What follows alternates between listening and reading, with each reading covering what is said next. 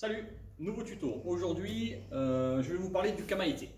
Du kamaïté Nambudo, donc la garde. Alors, la garde Nambudo, main ouverte. D'abord, alors main ouverte niveau Jodan et ensuite une main ouverte niveau Shudan. Ensuite, à partir de ce travail de bras, on va se positionner dans une position qui peut être le Zengutsu Dashi, le Nekoshi Dashi, le Chiko Dashi, voilà, mais je reviendrai sur un autre tuto pour les positions.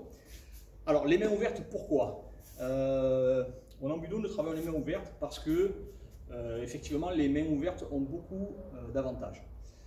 Premier avantage des mains ouvertes, c'est qu'à partir d'une main ouverte, on peut frapper, bien sûr, hein, on peut, je vous dirai après les différentes formes, on peut attraper, donc saisir, on peut piquer, on peut griffer, donc toutes ces possibilités sont des avantages. En plus, la main ouverte se déplace plus rapidement qu'un poing fermé. Il faut savoir qu'un poing fermé donc, nécessite des contractions musculaires et ces contractions ralentissent le mouvement. Donc ça aussi, c'est un avantage qui n'est pas négligeable. Et ensuite, les mains ouvertes donnent un message différent que le poing fermé. Alors on voit beaucoup ça en self-défense. Les mains ouvertes donnent plutôt un message d'apaisement plutôt qu'un message agressif de combat. Donc dans une situation réelle hein, d'agression, une main ouverte peut avoir cet avantage-là qui peut d'abord donner un message d'apaisement avant éventuellement d'en venir au combat si cela est nécessaire. Alors les mains ouvertes donc sur les différentes frappes, alors bon, il y en a beaucoup, je vais vous en citer quelques-unes, mais vous avez les frappes donc Kumade par exemple sur cette forme-là.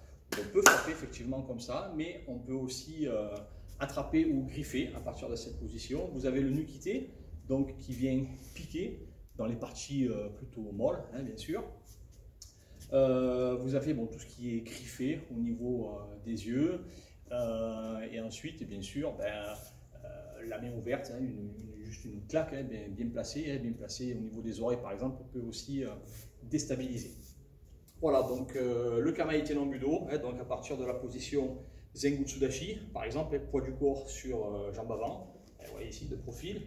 Donc cette position avec une main Jodan, plutôt sur le haut, Shudan au niveau du plexus, vous voyez, ici, et ensuite une position du corps légèrement de biais, parce que vous voyez que dans toutes les pratiques et sports de combat et arts martiaux, on n'est jamais de face hein, sur une garde, parce que se mettre de face, c'est mettre cette ligne que nous appelons Seichusen avec les différents points vitaux, et donc c'est quand même beaucoup plus dangereux. Donc la position de biais permet justement de protéger cette ligne, plutôt que de prendre un choc frontal, vous allez plutôt laisser glisser et laisser passer ces attaques sur ces différents points vitaux.